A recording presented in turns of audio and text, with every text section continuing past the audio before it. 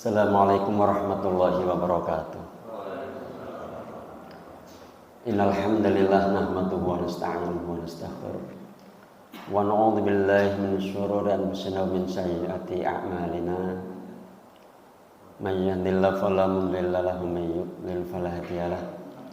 Asyhadu an la ilaha illallah wahdahu la syarika lahu wa asyhadu anna Muhammadan 'abduhu wa rasuluh. Allahumma sholli ala Muhammad wa ala alihi wa ashabihi wa man tabi'ahum bi ihsan ila yaumil din. Para jamaah, ayah bunda yang dirahmati Allah Subhanahu wa taala. Allah Subhanahu wa taala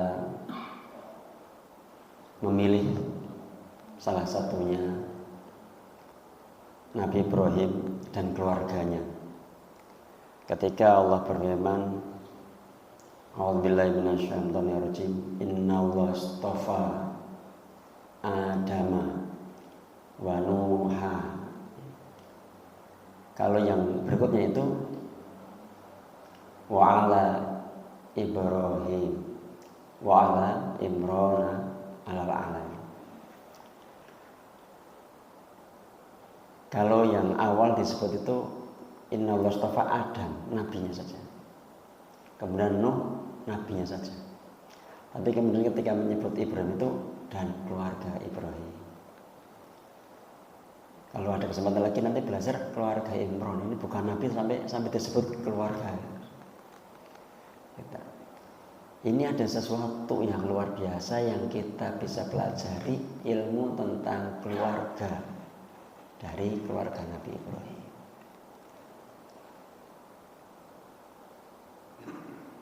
Pas sebenarnya ini masih Dzulhijjah ya. Karena Dzulhijjah itu kan tema tentang Nabi Ibrahim kuat ya. Jadi saya ketika diminta apa ya temanya ya, jadi masih relevan lah. Kemudian di dalam suri Tauladan itu Allah menyebutkan di dalam Al-Quran itu dua, untuk Nabi Muhammad dan satunya untuk Nabi Ibrahim. Qad kanat lakum uswatun hasanatun fi Ibrahim walladzina ma'ah. Sungguh telah ada suri teladan yang baik bagimu pada Ibrahim dan orang-orang yang bersama dengan dia. Dan ketika kita sholawat itu Allah pilih untuk Nabi Muhammad dan keluarganya, untuk Nabi Ibrahim dan keluarganya. Padahal nabi-nabi yang lain Masya Allah mulia, tapi ini sesuatu yang sangat spesial. Sehingga ketika kita sholawat itu pun, ya Allah, gitu ya, ini benar-benar menjadi sebuah hal yang harus kita gali, harus kita pelajari. Ya. Dan kita akan mulai dari Nabi Ibrahim masih muda.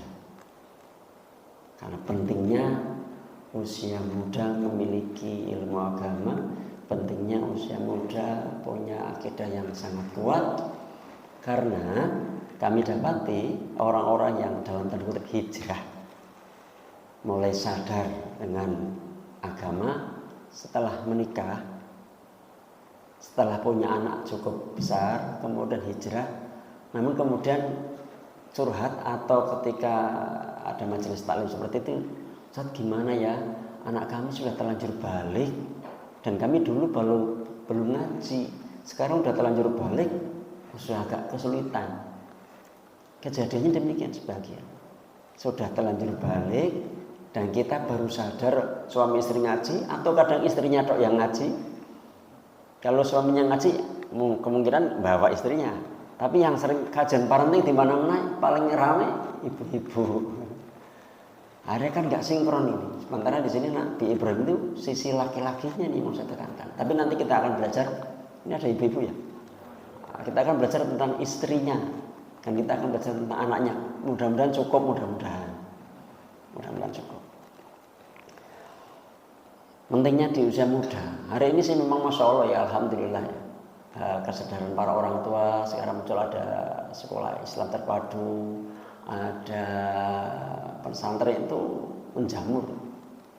Dulu zaman saya sekolah kan, satu angkatan saya yang jilbaban cuma 2. Sekarang itu SD negeri aja ya jilbaban kan. Artinya ini beneran ketika usia muda ini sudah memahami ilmu agama, membina rumah tangganya baik, mendidik istrinya baik, ya, dan akhirnya melahirkan nabi-nabi istilahnya gitu, generasi yang soleh itu. Walaqad ataina Ibrahim rusydahu min qablu wa kunna bihi alimin. Dan sungguh sebelum Nabi Musa dan Nabi Harun telah kami berikan kepada Ibrahim, dan kami telah mengetahui dia. Telah kami berikan kepada Ibrahim petunjuk. Ya, jadi Allah telah menyiapkan ini dalam surat Al-Anbiya ini petunjuk. Ini penting ya. Jadi kita mencari hidayah seperti ini itu irsyad ya, karena kita mendapatkan ilmu yang kemudian membuat kita berubah mengamalkan atau tidak mengamal itu ranah Allah Subhanahu wa taala. Sehingga para jamaah kita bisa sholat subuh hari ini bukan karena kita apa-apa, itu karena Allah. Sehingga tidak memungkinkan kita, jangan sampai kita ujub gitu. Kalau bukan karena karunia Allah, karena rahmat Allah, bergerak ke sini itu berat sekali. Ya, ini masjid luasnya segini, itu pengerumahan kan besar ya. Kudu ora nyukup kan? Harusnya nggak nyukup kan? Nah, ini yang menggerakkan itu Allah SWT. Ya. Kita bisa sholat malam, alhamdulillah. Kita bisa sholat berjamaah, alhamdulillah. Kita hindarkan jangan ujub. Jangan ujub kita. Memang ini harusnya ngaji itu dimulai juga dengan tazkiyatun nufus, itu penting sekali. Saya lanjutkan ya. Ayat-ayat berikutnya itu tentang Nabi Ibrahim yang masih muda, dan itu familiar, tapi akan saya bacakan. Ingatlah ketika dia Ibrahim berkata kepada ayahnya, ini ujiannya, ini ayahnya dan kaumnya, patung-patung apakah ini yang kamu tekun menyembahnya? Mereka menjawab, kami mendapati nenek moyang kami menyembahnya. Nabi Ibrahim diuji dari ayahnya yang musyrik, kaumnya menyembah patung, dan alasannya umum dan sekarang pun seperti itu. Nenek moyang kami melakukannya. Ketika kita berdakwah kemana-mana, nenek moyang kami begini. Ini udah dari dulu ada acara begini-begini, itu dari dulu. Dan ini tantangan. Dan tantangan dakwah beratnya di keluarga. Apalagi kalau kita anak, apalagi kalau saya ragil gitu ya. Kue sopo gitu kan. Beneran itu. Berat sebenarnya. Ya. Dan ini kejadian. Dan kejadian kisah ini menggambarkan nanti turun-temurun kemanapun, kadang dakwah itu ya entah keluarganya, entah kaumnya, dan itu alasannya nenek moyang kami. Dulu-dulu pada begini kok, lah kamu siapa sih tiba-tiba merubah tradisi ya gitu.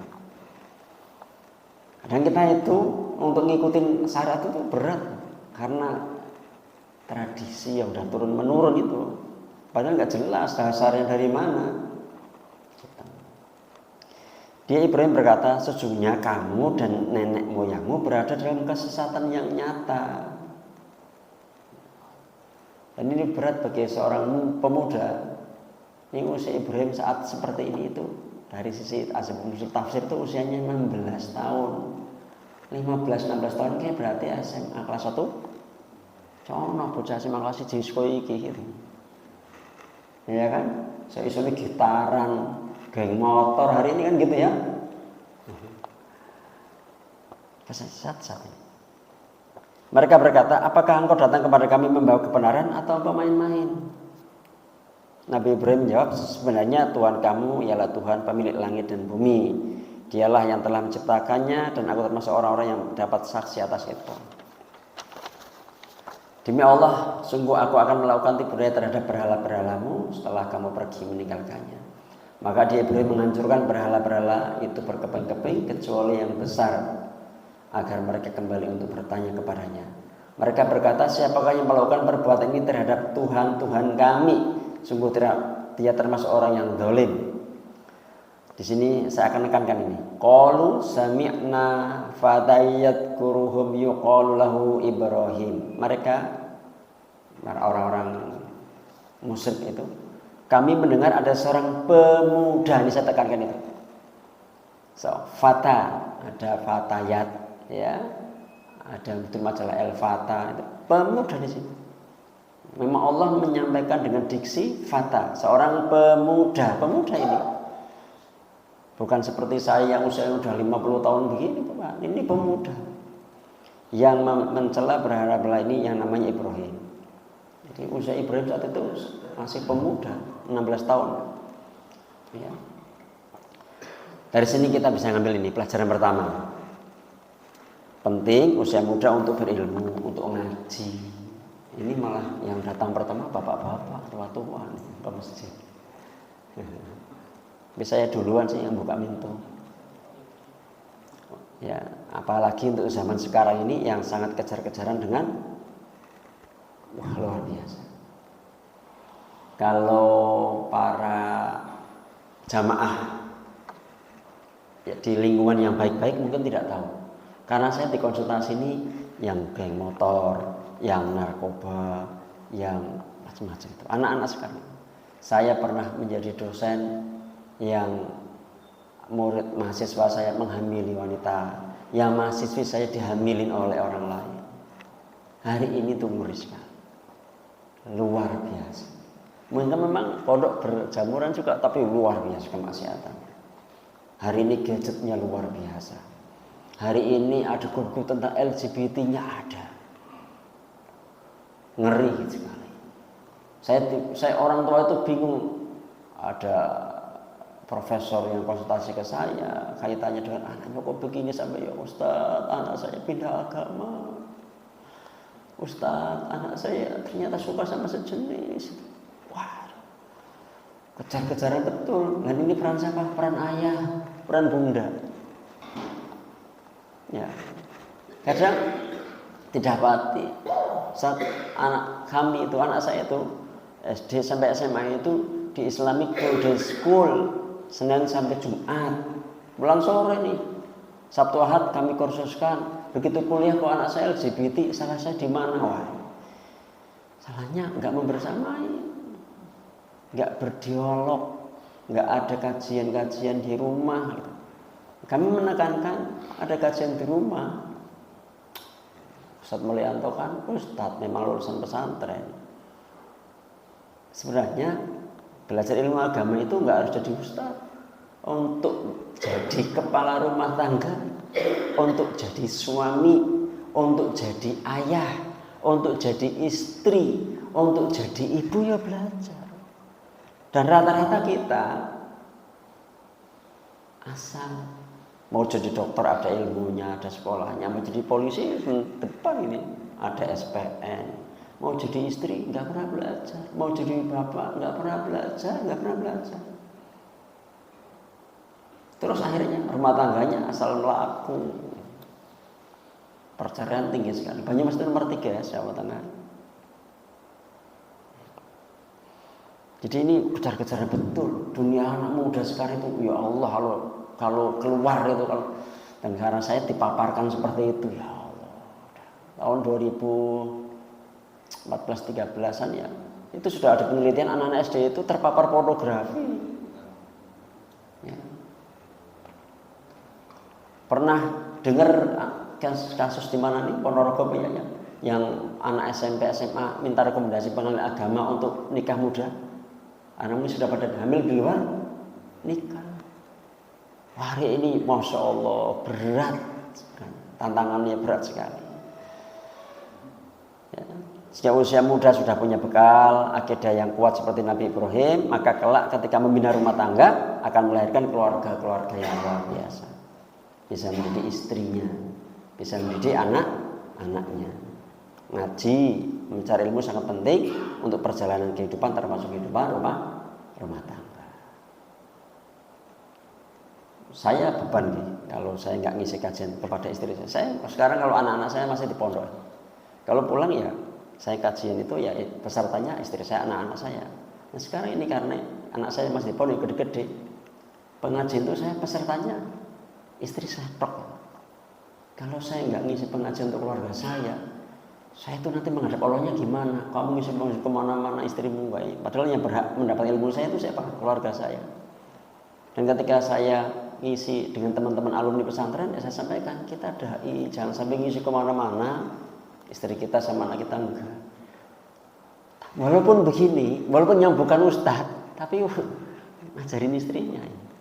Terus gimana Ustaz? Ya baca Quran bareng misalnya, membaca terjemah atau tafsirnya, beli kitab hadis, tas Bukhari, Ta'apor, itu Solihin itu, baca terjemahnya, ada sarahnya atau penjelasannya, itu tanggung jawab berat banget. Kuang fusakum ahlikum naranya di situ tuh. Ya. Kenapa hari ini keluarga-keluarga muslim kok rumah tangganya itu ya Allah gitu ya. Bahkan yang datang ke tempat kami itu kan bukan hanya sekedar orang biasa gitu. Ya ustadz gitu ya. Ya yang ngelola pesantren itu rumah tangga juga konsultasi ke kami gitu. Ya istrinya ustadz kadang curhat gitu. Ya Ustadz tolong dirahasiakan ya. Suami saya begini gitu. Ini suaminya juga berat sekali. Sungguh kalau bukan karena Allah, karena karunia Allah, rahmat Allah, ya kami pun mengalami ujian berat sekali. Ya. Lihatlah bagaimana keberanian, keteguhan, keyakinan Nabi Ibrahim, seorang pemuda untuk mengatakan, mengingatkan ayah dan kaumnya yang tersesat. Mereka berkata, kalau demikian bawalah dia dengan diperlihatkan kepada orang banyak agar mereka menyaksikan. Mereka bertanya, apakah engkau yang melakukan perbuatan ini terhadap Tuhan kami, wahai Ibrahim? Nabi Ibrahim menjawab, sebenarnya patung besar ini yang melakukannya. Maka tangannya kalah kepada mereka jika mereka berbicara. Ini bukan bohong ya, ini strategi. Mereka pun paham dengan menjawab begini. Maka mereka kembali kepada kesadaran mereka dan berkata, sesungguhnya kamulah yang menzalimi diri sendiri. Kemudian mereka menundukkan kepala lalu berkata, engkau Ibrahim pasti tahu bahwa berhala ini tidak dapat berbicara. Mereka jadi tahu juga. Artinya Nabi Ibrahim bukan berarti bohong, ini dialog untuk menyadarkan. Lah kamu nyembah, enggak, ini aja enggak bisa menyelamatkan diri kok. Coba tanya yang gede itu, gede rasa mukul loh kan. Lah ngapain kamu sembah? Untuk begitu. Cerdas. Cerdas. Luar biasa. Untuk debat, untuk mengingatkan, menyadarkan itu seperti itu. Tapi walaupun logikanya sudah benar, karena hatinya sudah tertutup, malah ketika Nabi mengatakan, mengapa kamu menyembah selain Allah sesuatu yang tidak dapat memberi manfaat sedikit pun dan tidak pula mendatangkan mudarat kepada kamu? Celaka kamu, apa yang kamu sembah selain Allah tidaklah kamu mengerti? Mereka berkata, bakarlah juga gitu. Orang iya ya, gitu enggak. Jadi ketika Nabi Ibrahim memberikan hidayah irsyad seperti kami begini, tugas Nabi ya begini, kayak dai yang ikut Nabi saja, bukan terus harus manut gitu enggak. Nah, hidayah ya taufik inilah Allah yang bisa membuat kita semua bergerak untuk action, untuk beramal itu dari Allah SWT. Bakarlah dia, bantulah Tuhan kamu jika kamu benar-benar tidak berbuat. Justru malah marah, padahal logikanya sudah keliru sebenarnya, tapi malah marah. Umumnya begitu, umumnya kalau dinasihatin, apalagi nih yang nasihatin anak kecil bahasanya gitu, marah. Bukan keras dakwahnya, tapi hati kita yang tertutup. Sebenarnya dakwah itu ya memang dai harus belajar gitu ya. Dai tahap-tahap dakwah, bagaimana kelembutan dan seterusnya gitu ya. Itu harus belajar. Sehingga tidak sudah langsung bid'ah, langsung kafir gitu enggak boleh gitu kan. Harus ada ada tahapannya, dan itu ya kalau mondok itu akan dapat insyaallah. Jadi kalau enggak kadang-kadang semangat ngaji, enggak prioritas dakwah, jeda-jeder gitu.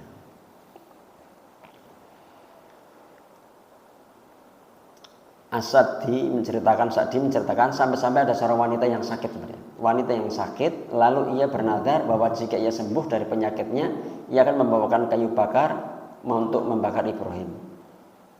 Kayu-kayu bakar itu kemudian dikumpulkan di tanah yang legok. Jadi tanahnya cekung. Ya. Dan mereka menyalakannya dengan api sehingga terjadilah api yang sangat besar dan belum pernah ada api sebesar itu.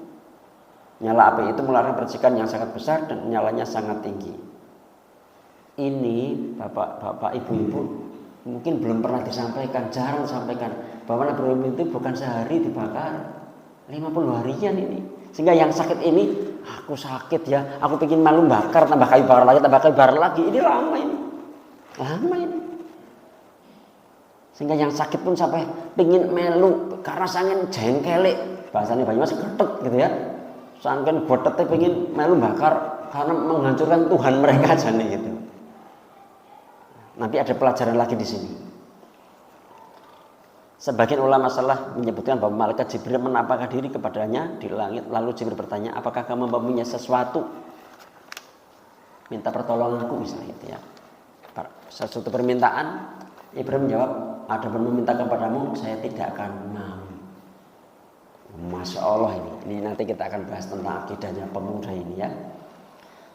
Tetapi jika pada Allah saya mau. Tawaran malaikat.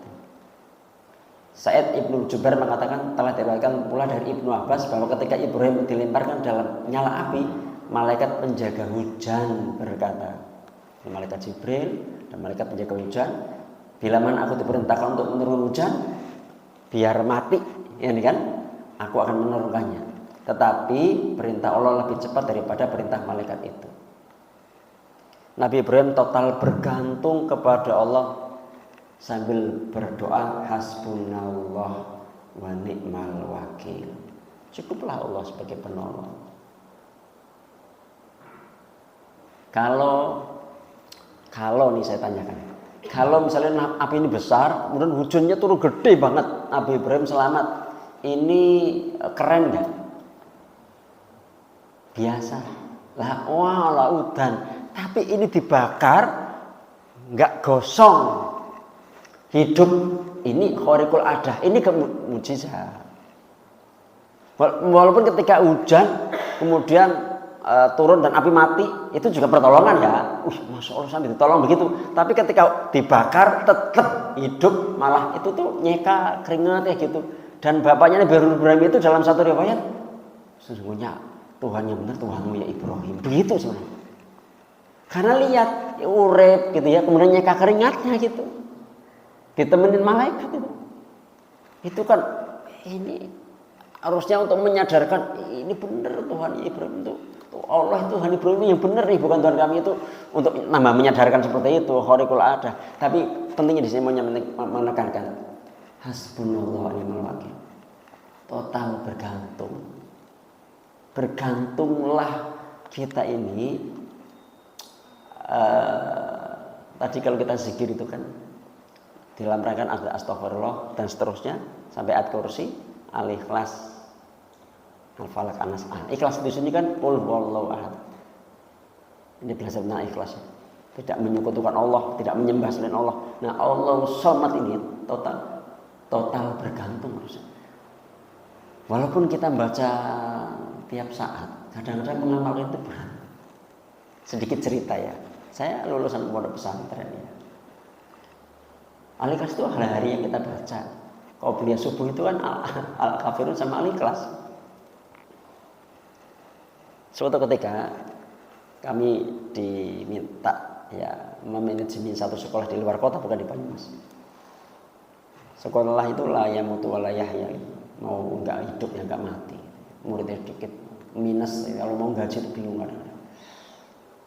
Masih kontrak. Yang punya kontrakan itu ditekan sama warga dan aparat, tidak boleh diperpanjang. Ya, kami pun dipanggil sama Babinsa sama Pak Lurah. Ini kan saya orang baru kan dari Banyumas ke luar kota itu. Saya orang baru di situ. Saya nanya, pura-pura nanya. Jadi salah kami itu apa sih Pak? Kok nggak boleh lanjut kontrak di sini?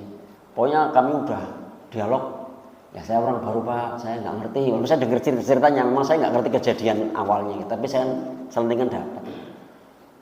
Jenengan lurah-lurah kok ora ngayomi warga sih Pak. Jenengan polisi mana kayak gini melu-melu gitu. Jadi saya agak kendel gitu kan. Tapi apapun itu dalam tanda kutip kita diusir. Nah, kami itu dekat sama satu staf yang agak dekat sama wali kota saat itu. Wali kota ini punya saudara, mantan anggota DPR RI, punya tokoh, dan itu tokoh nasional itu. Punya rumah, menawarin kami, aku punya saudara loh, rumahnya kosong, pakai aja nggak usah ngontrak, dibersihin tapi rumahnya udah rumah tua gitu. Hati saya, hati ini saya, seingat saya nggak tak lesankan, nggak tak ucapkan, kayaknya nggak akan diusir lagi, karena yang jadi perantara adalah dekat sama wali kota. Yang punya rumah adalah tokoh nasional. Ya kita beresin, kita perbaiki, kita beresin lah, bersihin dan seterusnya. Kalau yang tadi kontrak itu kita diberi waktu 1 bulanan lah untuk nyari tempat baru. Nah setelah kita menempati tempat baru itu, kita 1 pekan, 2 pekan, 3 pekan. Seingat saya nggak sampai 1 bulan itu. Tiba-tiba pagi-pagi itu kami dapat kabar, detik ini juga angkat kaki dari sini. Ada nggak kesalahan saya? Sehingga Allah mentakdirkan kita harus terusir lagi. Ada nggak kesalahan saya? Apa?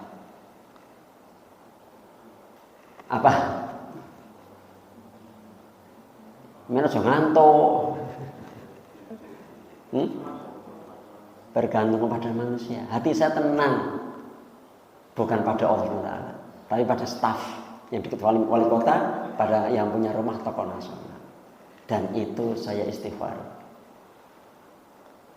Astagfirullahaladzim. Seakan-akan begini, mul, kamu kok tenang sih? Bergantungnya sama makhluk bukan sama aku. Bahasanya kayak gitu, seakan-akan gitu. Artinya saya tidak mampu mengamalkan Allah SWT. Harusnya itu bergantungnya sama Allah. Seakan-akan saya menyandarkan itu sama makhluk. Saya istighfar itu. Tak istighfari. Ini salahku itu. Bukan salahnya teman-teman itu. Padahal itu kan pengurus ya, yayasan. Tak istighfari. Jadi kita ngontrak lagi, dapat yang 20 juta. Dapatnya 20 juta ngontrak. Terus kita istighfari. Saya ketemu sama orang Arab, keturunan Arab tapi Indonesia. Terus saya punya rumah nih. Kalau untuk kamu mau diapain? Wah, tak bikin orek-orekan proposal itu rumah Quran gini. Yang kita masih ya punya sekolahan ini. Terus dijilid, beliau pulang ke Jakarta. Saya musyawarahkan sama saudara-saudara saya di Jakarta ya. 1 bulan kemudian kami ditelepon, nggak hanya saya dan beberapa pengurus yayasan itu berlima beberapa. Kami sudah sepakat rumah beserta isinya itu lantai 2. Mobil semuanya kami wakafkan untuk Anda, untuk kalian. Langsung ke notaris. Mobilnya Vios. Nah, Ustaz, mobilnya disetir kan? Aku derdek gitu. Karena itu nilainya 15 miliar itu. Di kota betul ya. Karena saat itu ada satu bank yang beli di situ tuh hampir 15 miliar. Itu miliaran itu. Dan sebelahnya yang punya Cina mau dibeli Cina. Bu, tak beli aku aja, udah tak wakafkan. Wakaf itu apa? Tak kasihkan. Tak tuku, beli aku ini malah dikasihkan. Artinya jangan sampai kita salah bergantung. Dan ketika itu kan di kota, ketika saya ngelola yayasan di kabupaten, ini bupati beli tanah, proses dari tanah hijau menjadi tanah kuning itu lama sekali. Apalagi bupatinya pernah dipenjara, aku mau dipenjara lagi. Nah, pokoknya aku jadi bupati mau jadi di penjara. Nah, karena prosesnya lama, salah satu ustaz hubungin saya, Ustaz, hubungin Asitat, hubungi Pak Fulan, dan ngomong bupati, gitu. Ini Rara mau rampung, gitu. Nah, karena pengalaman itu saya enggak akan bergantung sama makhluk. Harus saya doa, ya Allah, tanah udah tak beli ini ratusan juta, hampir 1 M, doa. Untuk pondok ya Allah, untuk pondok ya Allah, itu ya Allah, itu saya doa. Pak Anya ngubungin saya. Mas Mul gitu. Gimana kabarnya? Baik Pak. Gimana kabar tanahnya gini? Sini ke rumah. Nah saya ke bupati diantar Pak itu. Tapi kan lewatnya doa dulu, gantungannya kuat dulu. Ini penting sekali. Nah kita itu kalau ada apa-apa, misalnya ya sakit langsung pikirannya dokter, sakit langsung pikirannya obat gitu. Jadi harusnya pikirannya Allah. Dan ini berat tuh, mengamalkan tauhid Allah Somad itu Al-Ikhlas itu berat sekali tuh. Nah ini Nabi Ibrahim kuat begitu. Ada permintaan? Enggak, Allah saja. Hasbunallah wa ni'mal wakil. Allah yang nolong. Allah yang nolong sampai tetap hidup sampai kulna ya nur. Oh kulna ya naru kuni bardaw wa salamun ala Ibrahim. Wahai api jadilah dingin. Api loh. Logika manusia semua api itu panas. Tapi karena itu makhluk perintah Allah jadi dingin dan biasa aja. Nabi Ibrahim itu biasa aja di situ. Masya Allah. Ya. Pertolongan Allah datang saat kita benar-benar bergantung pada Allah. Seringkali kita bergantung pada selain Allah seperti bos, relasi, orang dalam yang justru akan menjauhkan dari pertolongan Allah. Ini pelajarannya. Ya. Dengan keyakinan tersebut, mari kita lihat perjalanan rumah tangganya sekarang. Masih ada waktu ya sedikit. Perjalanan rumah tangganya sekarang. Ini masih pemudanya tadi. Bagaimana Ibrahim mendidik keluarganya. Lihatlah bagaimana keyakinan istri. Ini saya akan percepat. Istri Nabi Ibrahim itu ketika Nabi Ibrahim itu menempatkan Ismail kecil sama istrinya, ditinggalin sekantong air, ditinggalin sekantong makanan kurma, setelah itu pergi. Ya Ibrahim mau kemana? Enggak jawab. Ini ibu-ibu ya. Ya Ibrahim mau kemana? Enggak jawab. Jadi ibu-ibu kalau bapak-bapak lagi pusing itu merasa jawab bu memang. Memang begitu. Jangan ya tego. Tapi begitu. Ya Ibrahim, apakah ini perintah Allah kamu meninggal kami? Iya. Iya. Melengok, jalan lagi. Nah, apa hasil didikan dari seorang pemuda dulunya yang akidahnya kuat begini? Kalau begitu Allah tidak akan menelantarkan kami. Masya Allah. Tentu ini didikan suami. Suami harus mendidik dengan akidah yang sangat kokoh begini. Keyakinan bahwa Allah tidak akan menyia-nyiakan, bahwa rezeki itu sudah dijamin, itu harus kuat. Gimana sih mas? Gimana sih mas? Kadang-kadang kan gitu kan. Kalau resign, kalau apa, misalnya gitu, malah muni-muni gitu kan. Nah ini karena kurang didik misalnya. Justru karena mungkin kurang didik. Ini penting sih. Ini dari sisi itu ya. Nah, lihatlah ya, para bunda, ini para ibu-ibu nih. Jika suami berjuang tuh entah mencari nafkah, entah berdakwah, menolong agama Allah, pergi dalam rangka kebaikan, mungkin ya keluar kota dan seterusnya. Dukunglah, yakinlah jika suami berjuang di jalan Allah, pasti Allah akan menjaga suami dan akan menjaga keluarganya. Aja dikondeli. Ya. Tapi ini harus sering ngobrol. Kadang-kadang kan, mas ngapain sih mas keluar-keluar dakwah-dakwah misalnya kayak gitu. Ada apa? Mas kenapa sih mendadak ngurus masjid? Misalnya gitu kan, jadi takmir masjid, bayaran ora-ono misalnya. Mas kenapa ngurus yayasan gitu kan? Beneran tuh. Kadang-kadang kalau nggak dididik, gondeli tuh. Padahal harusnya yakin kalau nolong agama Allah itu intan surullah yang surukum gitu kan. Tapi kan harus dididik itu. Temennya rapat lagi, mesti protes kan. Dukung ini. Nah gitu ya. Nah ini pelajaran lagi. Saat bekal habis, ini para bunda ya, maka Bunda Hajar bolak-balik ke Bukit Sofa Marwah 7 kali. Nek aku dadi Bunda Hajar pengen siji ora ono. Wis lah, gitu kan? Maksimal pengen 3 wis. 3 kali nggak nemu, nggak ada di sini air. Tapi kita akan belajar para ayah semuanya juga. Ini para ayah juga. Sailah karena kita tidak tahu zam-zamnya dari mana. Nggak harus. Jadi para ayah, kalau kita itu obah, Kalau kita bergerak mencari nafkah, itu nggak harus berbanding lurus dari apa yang kita lakukan. Misalnya ini Safa Marwa, ternyata zam-zamnya tidak di antara ini, zam-zamnya di sini, nggak di sekitar itu kan. Jadi ketika kita itu obah, bisa jadi rezekinya dari mana-mana. Orang curhat ke tempat saya, konsultasi. Memang kadang memang Ustaz nggak bayar berapa, nggak bayar, gratis. Ada yang misalnya mungkin memang ada yang memang bawa buah macam-macam gitu kan. Ada yang bawa misalnya gitu, ada yang memang ngasih uang kadang-kadang, tapi saya memang nggak kepikiran itu. Tapi ada saja hal-hal di luar dugaan.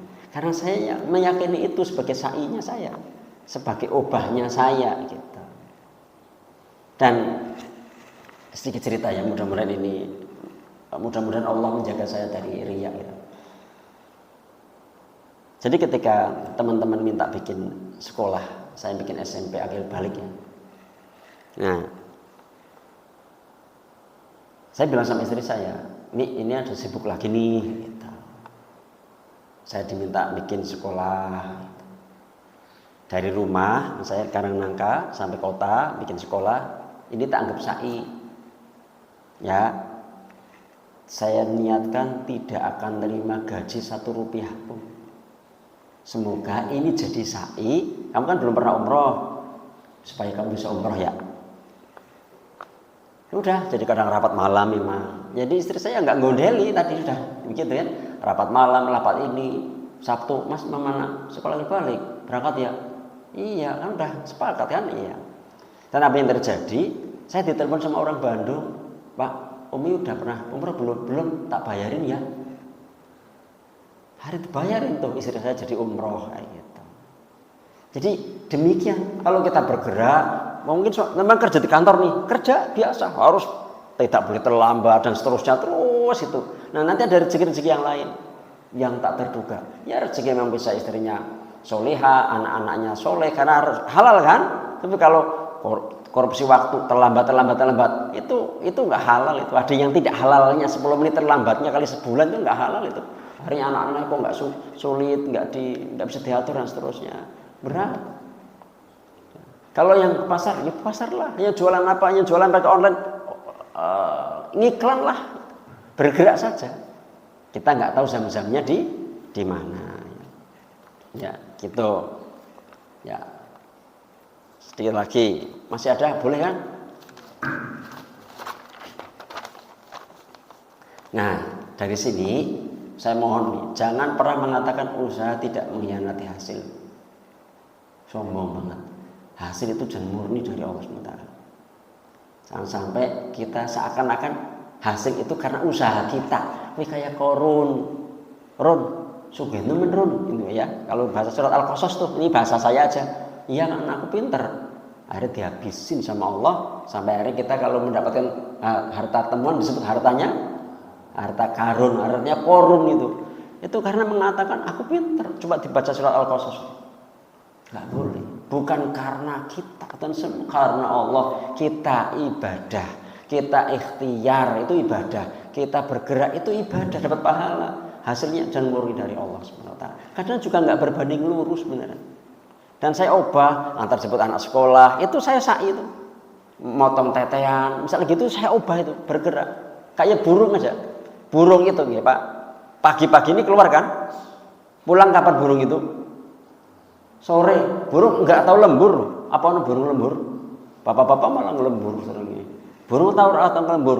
Pulang sore kenyang dan bisa memberi makan untuk anak. Ini obah. Tapi burung begini ya. Misalnya jam 6 terbang nih.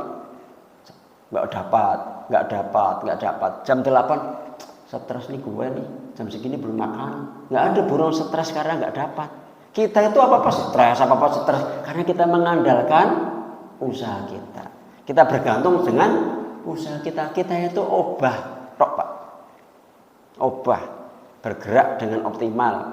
Tapi tidak bergantung dengan usaha kita. Oke? Dipahami nggih? Pelajarannya begitu. Nah, ini tentang seorang Ibrahim sebagai suami dan ayah sekarang. Wa qala Ibrahim rabbi ja'al hadzal balada amina waj'alni wa bani an na'budal asnam. Ingatlah ketika Ibrahim berdoa, ya Tuhan, jadikanlah negeri ini Mekah negeri aman dan jauhkanlah aku beserta anak cucuku agar tidak menyembah berhala. Tempat yang aman itu penting. Ya, jadi kalau sebagai seorang suami menempatkan tempat yang aman, yang kita bisa beribadah, yang tidak banget terpengaruh tradisi yang agak sulit ditempatkan, cari yang aman, bikin lingkungan yang aman. Ini penting karena permintaan adalah ya tentu jadilah negeri ini aman. Jauhkanlah aku beserta anak cucuku dari menyembah berhala. Jadi berikutnya adalah pentingnya untuk mengajarkan tauhid supaya tidak menyekutukan Allah. Ya, penting sekali. Rabbi innahunna adlalna katsiran minan nas faman tabi'ani fa innahu minni wa man asani fa innaka ghafurur rahim. Ini pelajaran penting dari seorang ayah. Ya Tuhanku, berhala-berhala itu telah menyesatkan banyak manusia. Barang siapa mengikutiku, maka orang itu termasuk golonganku. Nah, ini pentingnya di sini. Barang siapa mendurhakaiku, maka engkau Maha Pengampun, Maha Penyayang. Jadi ayah itu sing lembut. Nabi Ibrahim mau mendoakan orang tuanya, cuma ditegur. Ketika ada anak salah, ketika ada orang salah di sini, pengikut yang salah, barang siapa mendurhakaiku, maka engkau Maha Pengampun. Coba ingat doa Nabi Nuh. Habiskan semua yang tidak ngikutin aku, habis semua. Kecuali yang di kapal tok, semua. Dan kita ini termasuk katanya keturunan Nabi Nuh dan orang-orang yang ikut Nabi Nuh. Karena seluruh dunia saat itu dihabisin sama Allah kecuali yang ikut kapalnya Nabi Nuh. Kalau Nabi Ibrahim ini, engkau Maha Pengampun dan Penyayang. Maka jadi bapak aja galak-galak. Bocah keliru sedikit, diampuni, dimaafkan, didoakan. Jadi guru seperti itu, didoakan. Bojone ada lagi gimana, mudah memaafkan istrinya. Demikian ini pelajarannya. Ya. Kemudian ini askantu min dzurriyyati biwadin ghairi dzi zar'in inda baitikal muharram rabbana liqimus shalah faj'al afidatan minan nasi tahwi ilaihim warzuqhum minats tsamarati la'allahum yashkurun. Ini indah sekali doanya ini. Saya terjemahkan. Ya Tuhan, saya bacakan terjemahnya. Ya Tuhan kami, sesungguhnya aku telah menempatkan sebagian keturunanku di lembah yang tidak ada tanamannya. Ini ya, pada kanannya. Di lembah yang tidak ada tanamannya. Oke, satu di situ. Di sisi rumah Baitullah yang dihormati. Ya Tuhan kami, di itu kami lakukan agar mereka melaksanakan sholat. Maka jadikanlah hati sebagian manusia cenderung kepada mereka dan anugerahilah mereka rezeki dari buah-buahan. Mudah-mudahan mereka bersyukur. Pertama saya sampaikan doanya ya, ditempatkan di lembah yang tidak ada tanaman. Oke, itu kalimat pertama. Ini saya langsung loncat dulu. Anugerahkanlah mereka rezeki dari buah-buahan. Logis nggak? Pertamanya ngomong sendiri dakwahnya, saya tempatkan istriku, anakku di tempat yang tidak ada tanaman, tapi anugerahkan mereka buah. Dari mana buah kalau nggak ada tanaman? Maka doa ini jangan batasi dengan logika kita. Kalau kita berdoa, jangan lu batasi. Logika saya Pak, saya tuh nggak bisa umroh. Modelnya doa gitu. Modelnya doa sampai kakak, kalau ada duit ke umroh ya gitu. Saya dihadiah itu.